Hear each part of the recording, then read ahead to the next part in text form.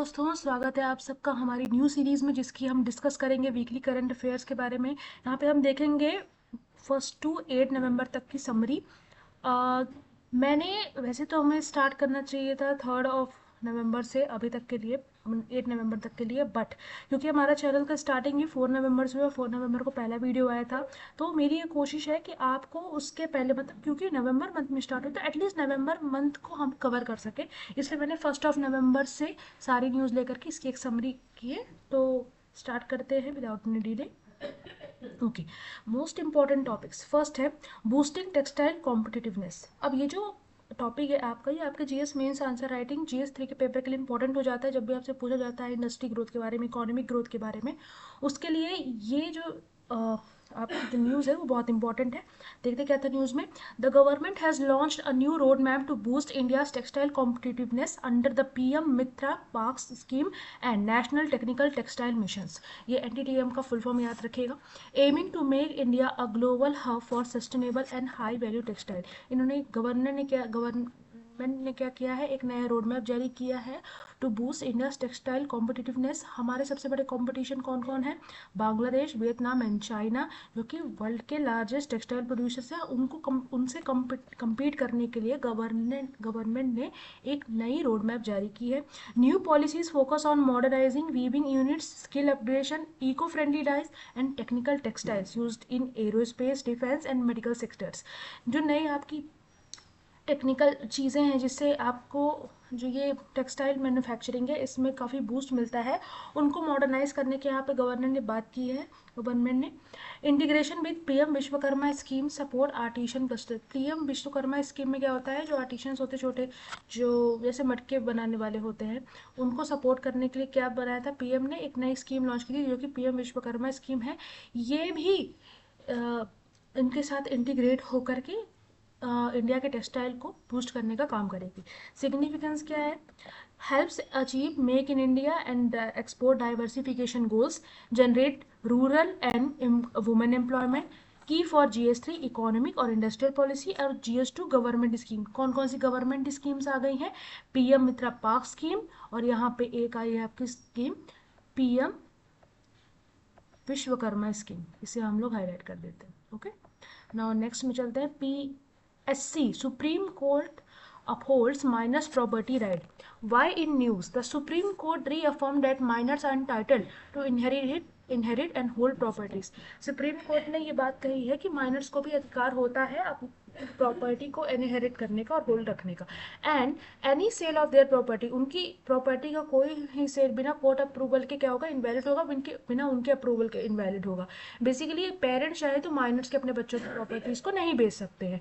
ये जो एक्ट है ये किसके अंदर आता है? Hindu minority and guardianship act के अंदर आता है, जो कि लॉन्च हुआ था 1956 में। एक्सप्लेनेशन देख लेते हैं। A case involving sale of land by a guardian without permission led to the ruling. The court held that minors' property can't be sold unless the transaction demonstrably benefits the minor and has court sanction.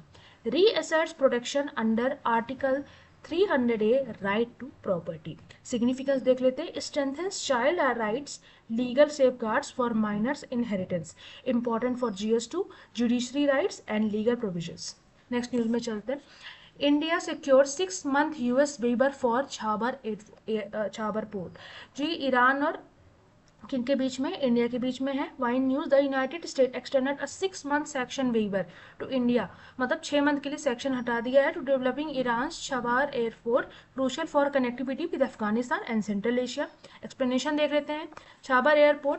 छबाहर airport gives India sea land access to Afghanistan and Eurasia bypassing Pakistan को छोड़ते हुए, क्योंकि एक तो root है by road का, क्या है, अफगानिस्तान ईरान पहुंचने के लिए पाकिस्तान से होके जाने का। पाकिस्तान क्योंकि हमारा नेबर होने के साथ साथ एक टेररिस्ट को पालने वाला हब बन चुका है, तो गवर्नमेंट का पूरा प्रयास है कि पाकिस्तान को पूरी तरह से निगल किए जाए, उनके थ्रू हमारे जाने वाले कोई भी रूट का हम इस्तेमाल ना कर रहे हो, इसके बदले हम यूज़ कर रहे हो सी रूट्स का और अदर रोड रूट्स का, हाईवे रूट्स का। तो इसमें यही है, जावर gives India sea land access to Afghanistan and Eurasia bypassing Pakistan.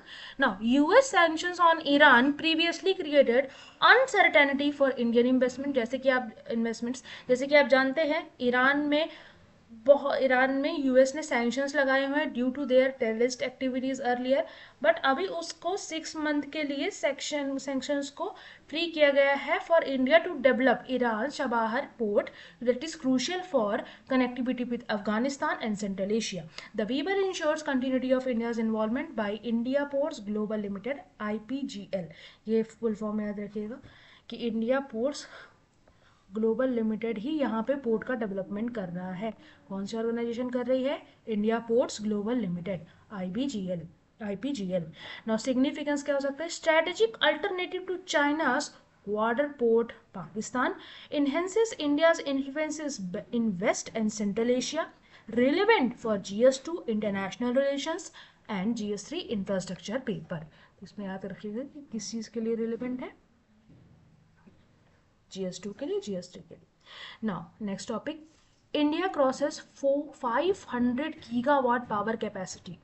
आप चाहे न्यूक्लियर पावर स्टेशन की बात कर ले, थर्मल पावर स्टेशन की बात कर ले, सोलर पैनल्स की बात कर ले, है ना, हाइड्रो पावर स्टेशन की बात कर ले, बायोगैस की बात कर ले, विंड टर्बाइंस की बात कर ले, ये सब क्या है? एक पावर हब है हमारे भारत देश के लिए. जो हम बिजली यूज़ कर रहे हैं वो कहाँ से प्रोड्यूस हो रही है? इन्हीं सब रिसोर्सेज से प्रोड्यूस हो रही है. और आज इंडिया ने अपना 500 गीगावाट पावर कैपेसिटी का माइलस्टोन पास कर लिया है. तो India's total installed power capacity crossed 500 gigawatt in October 2025 with nearly 44% from renewable sources, solar, wind, hydro, bio. हालांकि ये चीज़ डबल हो सकती है 500 गीगावाट की अगर हम अपनी सोलर एनर्जी को पूरी तरह यूज़ कर लें. Now explanation, major boost from National Solar Mission and Green Energy Corridor projects. इन दो प्रोजेक्ट्स के कारण इस चीज़ को हमारे क्या पावर कैपेसिटी को बूस्ट मिला है. India AIIMS for 500 gigawatt of renewables by 2030, achieve 44% already ahead of pace. जो 500 गीगावाट का है, इंडिया का प्रयास रहेगा कि रिन्यूएबल एनर्जी से प्रोड्यूस कर ले 2030 तक, जिसका 44% अभी तक हमने ऑलरेडी कर लिया है. अगले 5 सालों में हमारा प्रयास रहेगा कि हम 500 गीगावाट तक की कैपेसिटी पहुंच जाएं. कुल मिला करके हम अपनी पावर कैपेसिटी को 1000 गीगावाट पहुंचा देंगे 2030 तक. Now thermal capacity growth has slowed, renewable growing rapidly in Rajasthan, Gujarat and Tamil Nadu. ये बहुत ही इंपॉर्टेंट पॉइंट है. जब भी आपका इन्वायरमेंट वगैरह से रिलेटेड क्वेश्चन आते हैं, इसमें आप ये पॉइंट रिलेट कर सकते हैं कि जो थर्मल कैपेसिटी ग्रोथ है वो स्लो हो गई है, रिन्यूएबल ग्रोथ कैपेसिटी ग्रोथ क्या हो रही है? बढ़ती जा रही है. Significance, major milestone for climate commitments under COP26. अभी जो आपका ब्राज़ील में COP26 हुआ है ना, जिसमें क्लाइमेट चेंज की बात हुई थी, अभी हमने अर्लियर न्यूज़ में पढ़ा भी था, ये एक मेजर माइलस्टोन होगा उस कमिटमेंट के लिए. Reduces energy import dependence, enhances green jobs. हम क्या करते हैं, बहुत गल्फ कंट्रीज से बहुत सारा पेट्रोल वगैरह इंपोर्ट करते थे, कोल अपने खदानों से निकालते थे, जिसके कारण क्या होता था, हमारे इन्वायरमेंट को काफ़ी ज़्यादा हानि पहुंच रही थी. बट ये क्या कर देगा? रिड्यूस कर देगा डिपेंडेंस और ग्रीन जॉब्स को इन्हेंस करेगा. ये आपके रिलेवेंट है GS3 के पेपर के लिए. एनर्जी, इन्वायरमेंट, सस्टेनेबल डेवलपमेंट के लिए इंपॉर्टेंट पॉइंट हो जाता है. Now GSAT-7R, India's heaviest naval communication satellite. One news, ISRO successfully launched GSAT-7R. ISRO ने सक्सेसफुली लॉन्च किया GSAT-7R को, जो कि इंडिया का हैवीएस्ट और most advance military communication satellite है फॉर द नेवी. एक्सप्लेनेशन देख लेते हैं. GSAT-7R is the successor to GSAT-7R Rukmani and GSAT-7A Air Force. Provides secure real-time communication for naval assets, submarines and maritime command networks, or build a 6-ton bus platform with advanced anti-jamming features. Significance देख लेते हैं. Enhances maritime domain awareness in the Indian Ocean region, supports India's theater command structure, and it is relevant for GS3 defense technology and indigenization. इतने ही सब क्या बोलते हैं, science and technology में, उसमें भी किस चीज़ का इंपॉर्टेंट पार्ट है? Defence technology. ये मुझे लगता है सबसे इम्पॉर्टेंट न्यूज़ रहेगी, इसे याद रखिएगा, इसे भूलना नहीं है अपने को. बहुत ही इंपॉर्टेंट है कि इंडिया ने अपना GSAT-7R, इंडिया का heaviest naval communication satellite launch किया है. नाउ नेक्स्ट पे चलते हैं। Lucknow declare UNESCO creativity city of gastronomy. On World Sites Day, 21st October 2025, Lucknow was added to UNESCO's Creative Sites Network. UCCN का full form क्या होगा? UNESCO's Creative Cities Network. Under the gastronomy category, explanation recognizes Lucknow's famous Awadhi cuisine. जब भी अवध की बात करते थे ना, तो वो हमारा उत्तर प्रदेश के रीजन में आता है। मेनली जो लखनऊ के आसपास के रीजन है वो हमारे अवध रीजन के अंतर्गत आते हैं। इसमें जो अवधी क्यूजीन है वो बहुत फेमस है, जैसे कबाब, बिरयानी, शीर कोरमा है ना, टुंडे कबाबी, शाही टुकड़ा वगैरह भी फेमस है। UCCN promote cities that use culture और creativity as engine of sustainable development. Lucknow बना है इंडिया का 7th क्रिएटिविटी सिटी। और उसके पहले कौन कौन से शामिल हैं? जयपुर क्राफ्ट के लिए, मुंबई फिल्म के लिए, वाराणसी म्यूजिक के लिए, चेन्नई भी म्यूजिक के लिए, श्रीनगर क्राफ्ट्स के लिए और हैदराबाद गैस्ट्रोनॉमी के लिए। नाउ सिग्निफिकेंस देख लेते हैं। ये क्या करेगा? बूस्ट करेगा टूरिज्म को, ब्रांडिंग को और हेरिटेज प्रिजर्वेशन को। प्रमोट करेगा ये cultural diplomacy and soft power को। इट इज़ रिलीफ on GS1 paper, Indian culture, art and heritage, and GS3 tourism development. Now 7 Janjatiya Gaurav Varsh Pakhwada and Birsa Munda Jayanti. Birsa Munda Jayanti आपके 15 नवंबर को है एग्जैक्टली। और ये जो कैंपेन लॉन्च किया जनजाति गौरव वर्ष पखवाड़ा, ये 1 से 15 नवंबर तक के लिए है। बिरसा मुंडा जी का जन्म 1875 में हुआ था। देहांत कब हुआ था? 1900 में हुआ था। महज 25 साल की उम्र में ये वीर गति को प्राप्त हुए थे, because he was a rebellion. और उन्होंने ब्रिटिश हुकूमत को नाको तले चले जमा दिए थे अपनी स्ट्रैटेजिक अप्रोच से against British exploitation in Jharkhand. Events highlight tribal freedom fighters welfare schemes. Welfare scheme देख लेते हैं जो कि ट्राइबल्स के लिए इम्पोर्टेंट। वो क्या है? PM जनमन एकलव्य स्कूल्स और VDV के। मैं आपको प्रॉमिस करती हूँ कि जो ये जितने भी हम एक्ट्स पढ़ रहे हैं, एक तो एक्ट का वीडियो एक सेपरेट आएगा जितने भी एक्ट्स पढ़ रहे हैं 1 से 15 नवंबर तक का, और 1 से 15 नवंबर तक के जितने भी इम्पोर्टेंट गवर्नमेंट स्कीम्स हैं उनका एक वीडियो आएगा। नाउ अलाइन विद आज़ादी का अमृत महोत्सव थीम्स। सिग्निफिकेंस क्या क्या है? Promotes inclusion, recognition of tribal contributions, enhances awareness of जनजातीय गौरव दिवस announced in 2021, and it is relevant for GS modern history and GS2 tribal welfare schemes. जो हम सोशल जस्टिस पे पढ़ते हैं उसमें ट्राइबल वेलफेयर स्कीम पे ये एक इम्पोर्टेंट चीज़ है। स्कीम का याद रखिएगा, PM Janman Eklavya schools on VDV के। नाउ नेक्स्ट न्यूज़ पे चलते हैं। Asia Pacific economic cooperation APEC summit 2025। The APEC summit 2025 was held in, यहाँ पे हुआ है ये सियोल साउथ कोरिया में हुआ है, जो कि फोकस करेगा रिजिलियंट सप्लाई चेन पे, AI गवर्नेंस में और सस्टेनेबल ट्रेड में। एक्सप्लेनेशन देख लेते हैं। APEC is a 21 member economy forum है जो कि free trade in the Asia Pacific region को प्रमोट करता है। अभी तक इंडिया मेंबर नहीं है, बट उनको हमारे इंडिया को इनवाइट ज़रूर किया गया था as an observer for the first time in 2025। Theme क्या था इसका? Rebuilding trust through inclusive digital trade. आपके SSC वगैरह के एग्जाम्स में पूछ लेता है कि इस APEC समिट 2025 का थीम क्या था। आपको पता होना चाहिए कि rebuilding trust through inclusive digital trade इस बार का थीम था। Now members include the US। कौन कौन से मेंबर्स हैं हमारे जो एशिया में, मतलब जो हमारे नोन कंट्रीज हैं उसमें कौन कौन? US, China, Japan, Australia, south Korea. Significance देख लेते हैं। इंडिया का participation alliance with act east policy and Indo Pacific outreach. Open channels for future mentorship, membership and regional trade integration. It is relevant for GS2 paper. और कौन से topic के लिए? International organisation and global governance में। India's data centre capacity to reach 9 gigawatt by 2032। अब आपको जिनको नहीं पता डेटा सेंटर्स क्या होते हैं, मैं उनको बता देना चाहती हूँ कि जितना भी आप डेटा देख रहे हैं मेरी स्क्रीन पे भी, जो आप ये पूरा डेटा देख रही है, कहीं ना कहीं जाकर के सेव जरूर हो रहा होगा। भले मैं अपने लैपटॉप से डिलीट कर दूंगी, बट ये कहीं ना कहीं जाकर, कहीं सर्वर में जाके, कहीं पे भी जाकर के, गूगल में अगर आप कोई भी चीज़ सर्च करते हैं वो कहीं ना कहीं सेव होता है। ये जहाँ चीज़ें सेव होती है वो कहाँ है?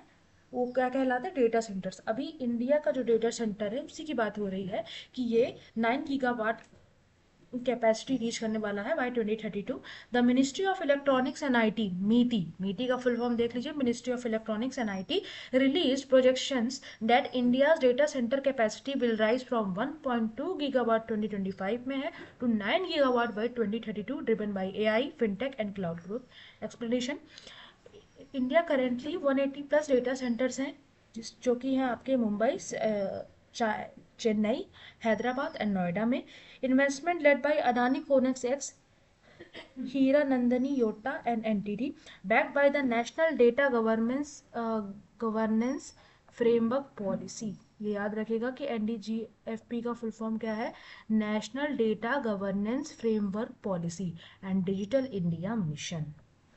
अगेन एक बहुत इंपॉर्टेंट 2 पॉइंट्स आ गए, इनके बारे में रीड भी करिएगा आप लोग। नाउ सिग्निफिकेंस देख लेते हैं। Critical for digital sovereignty and secure AI infrastructure, creates green energy jobs, aligns with India's AI mission. It is relevant for GS3 infrastructure, IT and communication technology. Now next topic, 10th, India's maiden private rocket launch. Skyroot Aerospace, Hyderabad based startup. Skyroot क्या है, एक Hyderabad based startup है जो कि India का पहला first privately developed rocket launch किया है, Vikram S, marking a milestone in space sector liberalisation. Now explanation is the rocket launched by ISRO Sriharikota Spaceport under in space supervision demonstrate capability for suborbital spaceflight and small satellite delivery.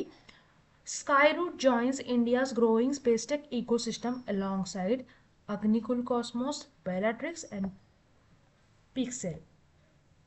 Significance देख लेते हैं। Strengthens आत्मनिर्भर Bharat and private participation in space. यहाँ आत्मनिर्भर भारत के बारे में एक बार फिर से आपको अच्छे से पढ़ना है। रिड्यूसेस इसरोस ऑपरेशनल लोड, क्या करेगा, ऑपरेशनल लोड, और promotes innovation led jobs. GS3 science and technology और space sector reforms. Space sector में ये एक बहुत बड़ा क्या बोल सकते हैं माइलस्टोन है, स्काईरूट ने अचीव किया है by launching first privately developed rocket Vikram S from ISRO Sriharikota Spaceport। Next में चलते हैं अपन, 11th है आपकी news, 150 years of Arya Samaj. The year 2025 marks the 150th anniversary of the Arya Samaj founded by Swami Dayanand Saraswati in 1875। 2025 में इसकी 150th anniversary है आर्य समाज की, जो कि फाउंड किया था स्वामी दयानंद सरस्वती जी ने 1875 में। The government of India has launched year long celebration highlighting its role in social reform and education. Explanation देख लेते हैं। Arya Samaj emerged during its 19th century reformist movement promoting Vedic principles, rational thinking and opposition to the social evils like child marriage, caste discrimination and idol worship. Institutions like Dayanand Anglo-Vedic Dev schools spread modern and moral education across India. The anniversary coincides with centenary of Swami Dayanand's birth, 1825-1883. Now significance, revive India's reformist spiritual legacy and Vedic education values, reinforce India's tradition of rational reform and gender equality. It is relevant for GS1 Indian society and reform movements. Now next news पे चलते हैं, 12th, reforming centrally sponsored scheme CSS। The NITI Aayog proposed rationalization of centrally sponsored scheme to reduce overlaps and improve fund efficiency ahead of the 6th Finance Commission recommendation. 16th Finance Commission recommendations. Explanation, India currently runs over 130 CSS जो कि cover करता है health, education, agriculture को। ये जो proposal suggest करता है merging similar scheme, अपना फोकस शिफ्ट करें परफॉर्मेंस बेस्ड फंडिंग पे और इन्हेंस करें स्टेट फ्लेक्सिबिलिटी को। इसके की रिफॉर्म्स क्या क्या है, reduce the one size fits all model और प्रमोट करें आउटकम मॉनिटरिंग फ्रेमवर्क OMF को। सिग्निफिकेंस देख लेते हैं, स्ट्रेंथ करेगा फिजिकल फेडरलिज्म को और कोऑपरेटिव गवर्नेंस को। ये इम्प्रूव करेगा अकाउंटेबिलिटी इन सोशल स्पेंडिंग, और ये आपका किस चीज़ के लिए टॉपिक रेलिवेंट होगा, GST governance, physical federalism and policy implementation के लिए। 13th, tri service exercise TSE 2025 rule that is performed by 3 army, naval, air force and army. The Indian Armed Forces conducted Exercise Trishul 2025, a joint operation by the Army, Navy, and Air Force to test theater-level integrated warfare capabilities. It is conducted along India's western coast with live fire drills, naval coordination, and space-based surveillance, part of India's evolving theater command structure for coordinated defense responses. Its focus on interoperability, logistics, and cyber security integration. Significance देख लेते हैं. Enhance करेगा readiness of multi domain warfare को, boost करेगा आपकी indigenous military coordination and joint doctrine को. And this news is relevant for GS3 defense, internal security, and technology in warfare. 14.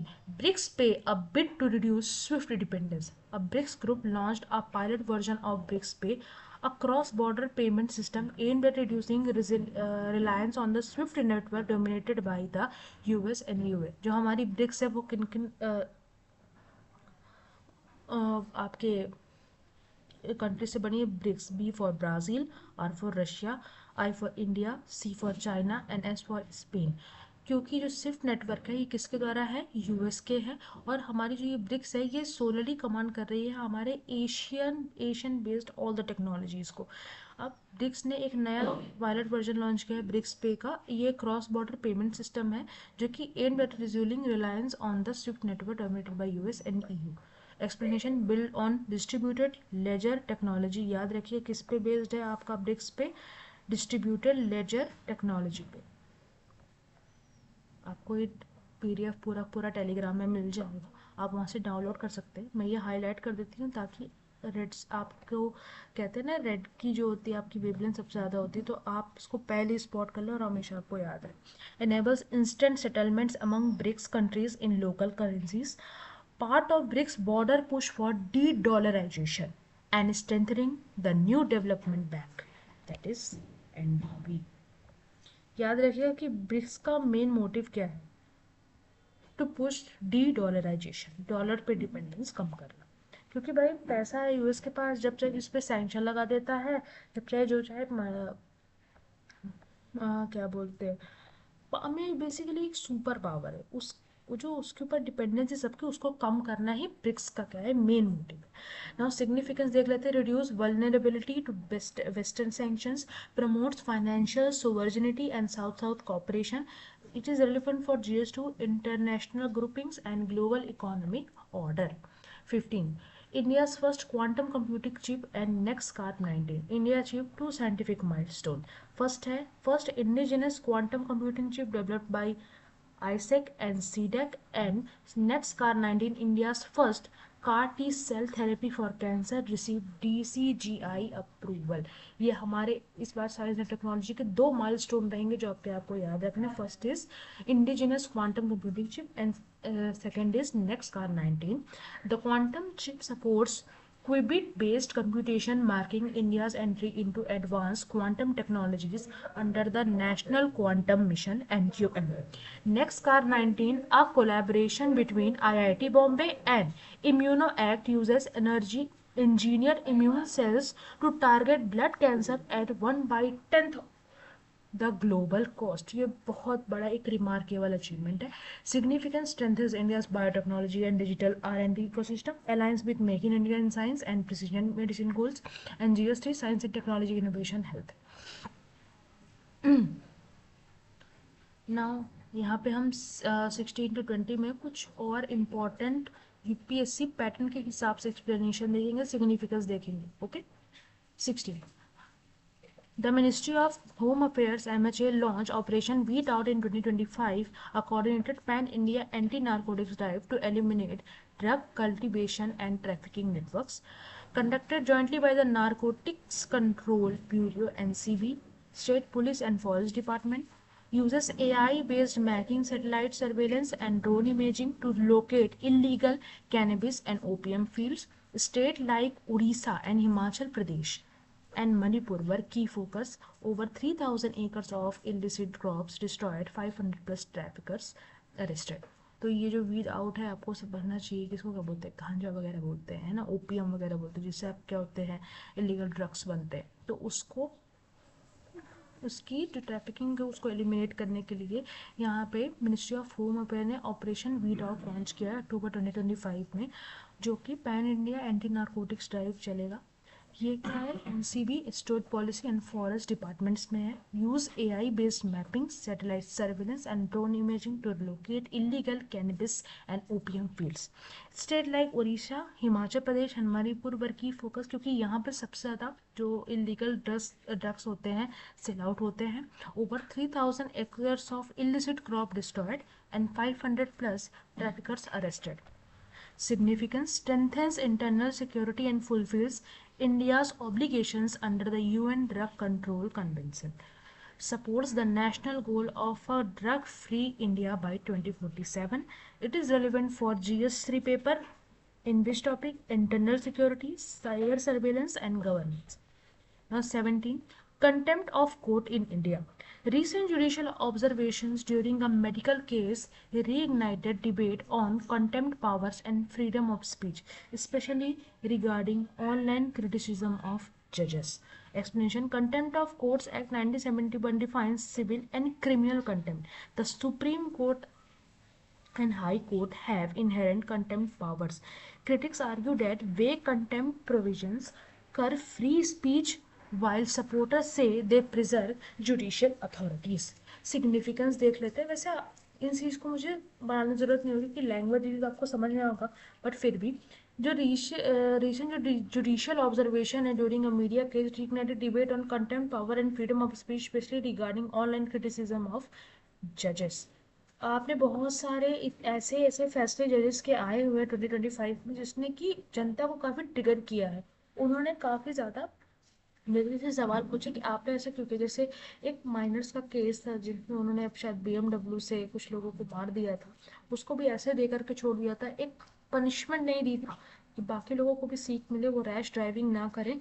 इन सब चीज़ों को लेकर लोगों ने काफ़ी डिबेट किया था। उस पर ये क्या है, कंटेंट ऑफ ये ऑब्जर्वेशन मीडिया के द्वारा किया गया, ये एक न्यूज़ में है actually. Contempt of court act 1970 defines civil and criminal contempt. Significance देख लेते हैं। बैलेंस है judicial independence with freedom of expression. UPSC mains में ethics of accountability and constitutional morality. Basically यहाँ पे कहने का मतलब ये है कि critics argue that vague contempt provision curbs free speech while supporters say they preserve judicial authority. ये आपका जो रिलेवेंट होगा वो GS2 और राइट इश्यूज के लिए रिलेवेंट होगा। नेक्स्ट पे चलते हैं। 18 India demonstrate 500 kilometre quantum key distribution QED network. India startup QNew labs demonstrated a 500 kilometre long quantum key distribution network under the national quantum mission, a major leap in secure digital communication. QED uses quantum mechanics to create tamper-proof encryption key based on no cloning theorems or observer effect principle. Any attempt, कोई भी attempt to intercept change the signal revealing intrusion, अगर कोई भी attempt किया जाएगा signal को interrupt करने के लिए, इंटरसेप्ट करने के लिए, तो वो इंट्रूजन की तरह देखा जाएगा। Develop over India's existing optical fibre network, ये इंडिया का जो एग्जिस्टिंग ऑप्टिकल फाइबर नेटवर्क है उस पर डेवलप किया गया है। सिग्निफिकेंस क्या देख लेते हैं इसके। future proofs cyber security crucial for government, military and finance sector, promotes digital sovereignty and Atmanirbhar tech and relevant for GST, science and tech and cyber security. Now 19 देख लेते हैं। प्रधानमंत्री कौशल विकास योजना क्या है ये ministry of skill development entrepreneurship के अंदर आता है। ये इन्होंने ब्लैक लिस्ट किया है 178 ट्रेनिंग पार्टनर्स को for fraud and fake enrolments under PMKY 4.0। Explanation क्या है। Flagship skill development scheme under skill India mission, ये क्या है, एक फ्लैगशिप स्किल डेवलपमेंट स्कीम है स्किल इंडिया मिशन के अंतर्गत। ये प्रोवाइड करता है free short term training, recognising prior learning and placement link courses. Issues fake training, poor monitoring and weak industry linkage. यहाँ पे हमने क्या पकड़ा है, जो कुछ फेक ट्रेनिंग्स हैं, पुअर मॉनिटरिंग है, मतलब सही लोगों को यहाँ पे रिक्रूट नहीं किया जा रहा है, प्लस वीक इंडस्ट्री लिंकेज है। मेन जो स्किल इंडिया मिशन का जो कह सकते हो मेन कॉन्सेप्ट था, है ना, पॉइंट ऑफ व्यू था, वो क्या था, इंडस्ट्री लिंक बनाना, है ना, जो हमारे युवा है उनको आज के स्किल को सिखाना और उनको इंडस्ट्रीज में जॉब दिलाना। बट वही क्या है यहाँ पे, इशू आ रहा है वीक इंडस्ट्री लिंकेज का। Over 1.62 crore youth trained so far. इस स्कीम के अंतर्गत 1 करोड़ 63 लाख यूथ को अभी तक ट्रेन कर दिया गया। सिग्निफिकेंस देख लेते हैं। Urgent need to shift focus from enrolment number to employment outcomes. Enrolment number पे ना फोकस करके एम्प्लॉयमेंट आउटकम पे फोकस करने की ज़रूरत है। ये इंटीग्रेट किस पे करता है? पीएम विश्वकर्मा स्कीम के साथ, मुद्रा योजना के तहत और डिजिटल स्किल हब्स के। It is important and relevant for GS2 governance, welfare schemes and education. Immunology research in India.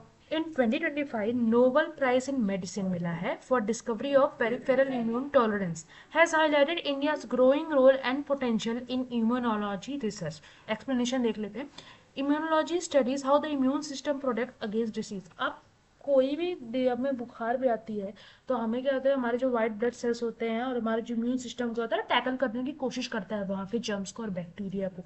यही स्टडी करने, इसी की स्टडी को क्या बोलते हैं? इम्यूनोलॉजी बोलते हैं। India faces both communicable and lifestyle related diseases. Immunology bridges both why vaccine and therapies. Institution like DBT, ICMR, NII, BRAC and National Biopharma Mission are engaging themselves to study immunology. Challenges क्या है इसमें? Limited fund है, इसको ज़्यादा fund नहीं मिल पा रहा है अभी तक। लैक ऑफ ट्रेंड एक्सपर्ट्स है, एक्सपर्ट्स की कमी है, और एक्सपेंसिव भी, थेरेपीज बहुत एक्सपेंसिव है बिकॉज हमारे पास रिसोर्सेज की कमी है, फंडिंग कम है। जब गवर्नमेंट हमें को सब्सिडीज वगैरह देती है तो वही आपकी जो थेरेपी है वो कम हो जाती है, और मतलब जनरल जनता के लिए जो होती कॉस्ट क्या होती कम हो जाती है। बट स्टिल अभी वो सब चीज़ें ज़्यादा है because of lack of expert. Now significance देख लेते हैं। Key to vaccine innovation, pandemic preparedness and biotech leadership. जब कोरोना आया, कोविड-19 आया, तो यही इम्यूनोलॉजी जो है और भी कई सारे जो ये वैक्सीन इनोवेशन वाले जो हब्स हैं, इन्होंने वैक्सीन डेवलप की, है ना, बचाया पूरी दुनिया को। बहुत इंपॉर्टेंट है इन सब सेक्टर्स को भी डेवलप करना for pandemic prepare, for pandemic and biotech leadership. Now GS3 में के लिए रिलेवेंट रहेगा science and technology in health and research infrastructure. ये हमारा लास्ट इंपॉर्टेंट टॉपिक है। इसके बाद हम सिर्फ न्यूज़ रीडिंग करेंगे, हमें एडिटोरियल में जाने की ज़रूरत नहीं है, बस हमें पता होना चाहिए कि हाँ ये एक न्यूज़ भी थी, थोड़ी सी इंपॉर्टेंट है, बस इतनी नहीं कि हम उस पर डायरेक्ट डिस्कशन ही करें, है ना। तो ये 21 न्यूज़ को देखते, diversification of India's export market. India का जो एक्सपोर्ट मार्केट है तो the US fell 12%, get overall export rose 6 US के कंपैरिजन में 12% घटा है, बट ओवरऑल 6.57% का इंक्रीमेंट है, $36.38 बिलियन का, शोइंग इस resilience due to diversification into Africa, the Middle East and South East Asia. ये जो रोज़ हुआ है किस लिए रोज़ हुआ है? जो हमने वहाँ पे एक्सपोर्ट करना स्टार्ट किया अफ्रीका, मिडिल ईस्ट और साउथ ईस्ट एशिया। एक्सप्लेनेशन देख लेते हैं। यूएस ने टैरिफ लगाया हुआ 50%, हिट ट्रेडिशनल एक्सपोर्ट्स, बहुत ज़्यादा हिट किया है क्या हमारे ट्रेडिशनल एक्सपोर्ट को। जो इंडिया का अल्टरनेटिव मार्केट क्या हो गया? अब UAE हो गया, वियतनाम हो गया है, थाईलैंड हो गया है, ईरान हो गया, जापान। भाई US ने टैरिफ लगा दिया है तो अब हम उस पर क्या करेंगे? अब हमें एक्सपोर्ट ड्यूटीज ज़्यादा देनी पड़ेगी। तो इससे अच्छा है हम अपने दूसरे कंट्रीज़ को अपना क्या करें? एक्सपोर्ट पार्टनर बना ले, वहाँ पे अपनी चीज़ों को एक्सपोर्ट करें। ये सपोर्टेड बाई है foreign trade policy, PLI scheme और मार्केट एक्सेस इनिशिएटिव के तहत। और एक्सपोर्ट बास्केट में देख लेते हैं। इंजीनियरिंग गुड्स है एक्सपोर्ट में, है कि इंजीनियरिंग गुड्स, एग्रीकल्चर में है, फार्मास्यूटिकल्स एंड इलेक्ट्रॉनिक्स। अच्छा 50% टैरिफ कब लगा था? जब US ने बोला था कि आप हमारे डेयरी प्रोडक्ट्स खरीदें। But India having a is also a dairy hub, why they will buy an even. और एक और वजह थी कि उनके जो क्या बोलते हैं आपके जो काउज वगैरह होती है वो मीट, मतलब एनिमल वेस्ट को भी, मीट्स वगैरह को भी खाती, जो कि हमारी प्योरिटी को ट्रिगर कर सकता है, इसलिए इंडिया ने मना कर दिया था। India stands on it's value and still US have put several sanctions on India, yet only, पहले तो 100% टैरिफ था, फिर बातचीत के बाद इसे 50% किया गया था। सिग्निफिकेंस देख लेते हैं। ये जो हमारा दूसरी कंट्रीज के ऊपर एक्सपोर्ट होगा ये रिड्यूस करेगा डिपेंडेंस ऑन US और स्ट्रेंथ करेगा साउथ साउथ ट्रेड को। सपोर्ट्स विजन ऑफ विकसित Bharat 2047 and $1 trillion export goal. GS3 के लिए इंपॉर्टेंट है, इकोनॉमी इंटरनेशनल। अब यहाँ पे सब टॉपिक्स के सबने देख लेते हैं। पहला सब टॉपिक है केंद्रीय गृह मंत्री दक्षता पदक 2025। The ministry of home affair instituted the केंद्रीय गृह मंत्री दक्षता पदक to honour excellence in policing, intelligence, and internal security. The 2025 award recognizes officers who leveraged AI-driven surveillance and disaster response system. It promotes innovation, integrity, and interagency coordination with law enforcement. Second देख लेते हैं, curriculum on AI computational thinking. The ministry of education ने introduce किया है new curriculum for class 3 onwards कि ये अपने subject में क्या इंटीग्रेट करे, आर्टिफिशियल इंटेलिजेंस और कंप्यूटेशनल थिंकिंग को नेशनल एजुकेशनल पॉलिसी 2020 के अंतर्गत. इट एम्स टू डेवलप क्या करेगा, लॉजिकल रीजनिंग को, कोडिंग लिटरेसी को, डिजिटल एथिक्स को चिल्ड्रन के among and aligning with the AI for all vision relevant for GS2 education and EP. Third में देखते हैं celebrating state union territories formation days 2025. तो अभी हम देख लेते हैं कि कौन कौन से स्टेट यहाँ पे फाउंड हुए थे नवंबर में. 1 नवंबर का देख लेते हैं आंध्र प्रदेश, कर्नाटका, केरला, मध्य प्रदेश, पंजाब, हरियाणा एंड छत्तीसगढ़. 9 नवंबर को उत्तराखंड एंड 15 नवंबर को झारखंड. आप देख सकते हैं ये सब फॉर बैकग्राउंड और एक्ट लिखा हो, यह सब आप पढ़ लीजिएगा. और ईयर ऑफ हालांकि इतना नहीं होता है इम्पोर्टेंट, बट फिर भी एक बार देख ही रहिएगा. जैसे 1956 में ही 4 आपके हो गए थे, 1966 में आपके 2 और 2000 में आपके 3. तो आप इस तरह से इसको बना के भी याद कर सकते हैं. ये एक्सप्लेनेशन भी आप देख सकते हैं क्या टर्न आउट्स थे, है ना. और बाकी हम आगे बढ़ते हैं. So fourth थी Mughal miniature paintings. The National Museum curated an exhibition of Mughal miniature paintings showcasing works from Akbar to Aurangzeb's reign. The art form blending Persian finesse with Indian themes developed in the 16th to 18th centuries. It's a key for pioneers under Indian art and culture due to recent restoration project. Now integrated Sohra tourism circuit. PM DevINE development of North East के अंतर्गत 1200 project का launch किया गया है to develop सोरा सेरापुंजी में जो है circuit in Meghalaya.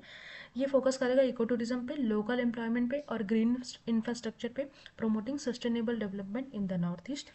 Six research development और इनोवेशन में देख लेते. The government roll out a unified RDI scheme to fund universities, startups and PSUs in high impact technologies, AI, quantum, biotech and green hydrogen. It merges scattered R&D program under a single digital platform for transparency and for performance-based grants. Rising household debt in India. ये RBI का 2025 का report है कि जो house hold डेप्ट है वो reach कर गया है 40% of disposal income, up from 32% in 2020. Main cause क्या है, consumer credit boom, housing loans and E-commerce driven spending. It signals growing vulnerability among middle income groups. That is, it is relevant for, this topic is relevant for GS3 and economy inclusive growth. Amul as world's top cooperative GDP. Amul ने top किया, ranked first globally in GDP per capita contribution among cooperatives. This underscores India's success in cooperative federalism and dairy-led rural empowerment. Fifth high joint commission India और Bahrain में fifth high joint commission अभी हुआ था Manama में, discussing trade, energy, fintech and defence corporation. चलो ठीक है. तो अब हमारी नेक्स्ट न्यूज़ है. 9th Fifth High Joint Commission India and Bahrain. India and Bahrain led their fifth joint commission in Manama discussing trade, energy, fintech and defense cooperation. The meeting reaffirmed India's outreach to the Gulf under the Link West policy and expanded maritime collaboration in the Arabian Sea. GS2 International Relations. 10th National Beekeeping and Honey Mission NBHM. तो ये क्या है, ministry of agriculture ने report किया कि NBHM ने has train 3 lakh beekeepers, जो कि हनी का जो एक्सपोर्ट किया गया है 17% से बढ़ा दिया है सिंस 2018. ये स्कीम सपोर्ट करती है पॉलिनेशन को, फार्मर्स इनकम डाइवर्सिफिकेशन और बायोडाइवर्सिटी कंजर्वेशन को.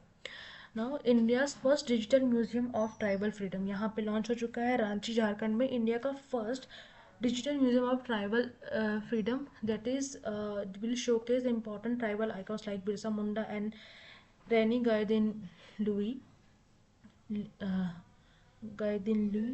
Gaidinli using 3D visuals and AR technology. It preserves oral traditions and regional histories as part of Azadi Ka Amrit Mahotsav. ना गुरु नानक जयंती कब मनाई गई थी? अभी 5 नवंबर को ये गुरु नानक जयंती मनाई गई थी to highlight the teachings of Guru Nanak Dev ji of equality, service and humility. Now Nauradehi wild life sanctuary के बारे में बात करते हैं। ये इंडिया का थर्ड चीता साइट बन चुका है after Kuno and Gandhi Sagar. They aim to expand habitat under project cheetah and reduce interspecies conflict. Now, Sudan civil war. The civil conflict between Sudanese armed forces and rapid support forces intensified, causing over 8 billion displacement. India's Operation Kaveri Second Assistance Standard National showcasing effective humanitarian diplomacy. Specialty fertilizers. Now, India has approved 3 type of new fertilizers. एक है nano DAP, nano zinc and nano potash. Zinc potash से भी आप समझ गए होंगे, DAP से भी समझ गए होंगे। अंडर आत्मनिर्भर कृषि योजना, this enhances soil productivity and reduce import bills. Now 16, need for early warning systems in the Himalayas. Himalayas में जो अचानक से जो ये लैंडस्लाइड है, उत्तराखंड में जो लैंडस्लाइड होती है, हमें एनडीएमए के तहत ये जारी किया गया कि हमें एक AI based early warning system को बनाने की ज़रूरत है, सेस्मिक सेंसर्स यूज़ करके, हाइड्रोलॉजिकल डेटा का यूज़ करके, सो दैट जो हमारे लैंडस्लाइड्स हैं उनके बारे में पहले ही पता चल जाए। बायोस्फीयर्स रिजर्व्स इन इंडिया, यहाँ पे रावमारी और डांडुआ वेटलैंड को ऐड किया गया है यूनेस्को बायोस्फीयर लिस्ट में, taking the total count to 19। Biosphere reserve protect core buffer and transition zones, ensuring sustainable human and nature balance. Raumari Dandua wetland complex located along the India-Bangladesh border in Assam. This wetland complex supports migratory birds and endangered species like the greater adjutant stork. It was recently proposed as Ramsar site. Ramsar sites में हमने इसको add करके क्या किया है, इसमें protection extra कर दी ताकि यहाँ की स्पीसीज और जो माइग्रेटरी बर्ड्स हैं उनको प्रोटेक्ट किया जा सके। 19th में देख लेते हैं tractor emission norms TREM. The government influenced TREM fourth emission norm from Jan 2025, aligning agriculture machinery standards with Euro Stage 4. The move aims to cut nitrogen oxide and particulate emission GS3 environment and agriculture. ये जो हमारा government क्या किया है, ट्रेम fourth emission norms force किया जनवरी 2025 के, aligning agriculture machinery standards for euro state. ये जो बर्ली वगैरह, मतलब जो पंजाब में जो क्रॉप्स वगैरह चलाते हैं जिनके कारण दिल्ली में इतना पॉल्यूशन है, उसी सब चीज़ों को इन क्या बोलते हैं, जो एमिशन नॉर्म से क्या बोलते हैं, इन सब चीज़ों को कंट्रोल करते हैं। ये इस बार का जो एम है वो है कट करना नाइट्रोजन ऑक्साइड को और पर्टिकुलेट एमिशंस को। 20th न्यूज़, ऑपरेशन काल नेमी बहुत ही इंपॉर्टेंट है। ये उत्तराखंड गवर्नमेंट के द्वारा लॉन्च किया गया है operation Kalanemi. Targets online protester posing as spiritual healers and fake astrologers. It combines cyber surveillance and public awareness to combat digital exploitations. Important days देख लेते हैं नवंबर के। 1 नवंबर को मनाया गया वर्ल्ड वीगन डे। उसका थीम था grow green eat clean. It promotes plant based diets and sustainable living. जिनको नहीं पता, वीगन होने का मतलब है कि avoiding all the dairy products as well as non veg. 1 नवंबर को है स्टेट फॉर्मेशन डे। में कौन कौन स्टेट फॉर्म देख लेते हैं, Andhra Pradesh, Karnataka, Kerala, Madhya Pradesh, Punjab, Haryana and Chhattisgarh. 2 November, International Day to End Impunity for Crimes Against Journalists. Truth Never Dies recognizes risk faced by journalists. UNESCO observance since 2013. 3 November, World Sandwich Day मनाया गया था, cultural day, इतना इंपॉर्टेंट नहीं है। Now 5 नवंबर, world tsunami day ज़रूर याद रखिएगा आप। थीम क्या है, fighting inequality for a resilient future. UN Day to promote disaster preparedness, adopted in honor of Japan Tsunami Recovery Initiative. 6 November, International Day for preventing the exploitation of the environment in bomb and armed conflict. तो अभी Gaza में war चली थी, अभी तो and हो गया, piece हो गई है, बट अगर उस वॉर को देखा जाए तो उसमें जो सबसे बड़ा टर्नआउट आता है वो होता है इन्वायरमेंट एक्सप्लॉयटेशंस का। जो भी न्यूक्लियर तो नहीं हुए, बट जितना भी वॉर में नुकसान हुआ है, सबसे ज़्यादा इन्वायरमेंट का ही नुकसान हुआ है। उसी को अवेयर करने के लिए हम 6 नवंबर को international day for preventing the exploitation of the environment war मनाते हैं। नाउ 7 नवंबर को क्या था, नेशनल कैंसर डे था। इस बार का थीम क्या था, close the care gap. observed since 2014 on Marie Curie's birth anniversary promotes early detection and prevention. 7 नवंबर कौन का था? इन्फेंट प्रोटेक्शन डे, जो छोटे बच्चों की मृत्यु ना हो, है ना। 8 नवंबर को वर्ल्ड रेडियोग्राफी डे मनाया गया था। थीम था celebrating patient safety in radiology. Mark discovery of X ray by Wilhelm and Roentgen in 1895, relevant for health and science. 8 नवंबर को इंटरनेशनल डे ऑफ रेडियोलॉजी और वर्ल्ड अर्बनिज्म डे भी मनाया जाता है। इसका जो थीम है वो क्या है? Cities for all, focus on sustainable urban planning and health imaging technology. इसी के साथ आज का हमारा वीकली न्यूज़ का फोरम कंप्लीट होता है। Sorry for background noise disturbance, घर में ऐसी चीज़ें होती रहती है, पर hope you will not concentrate on the distraction but concentrate on the knowledge I am providing you. तो ये आपका वीकली रिकैप हो गया है। फिर अगले वीडियो में मिलते हैं करंट अफेयर्स को लेकर के, जो कि हम डिस्कस करने वाले हैं 9th और 10th नवंबर का on Monday 10th of November. आपका जो ये वीकली रिकैप है वो कंप्लीट हो चुका है। अब हम मिलते हैं आपको अगले वीडियो में, जो कि हमारा है ऑन 10th ऑफ नवंबर को। हम डिस्कस करेंगे 9 और 10 दोनों के करंट अफेयर। तब तक के लिए जय हिंद जय भारत।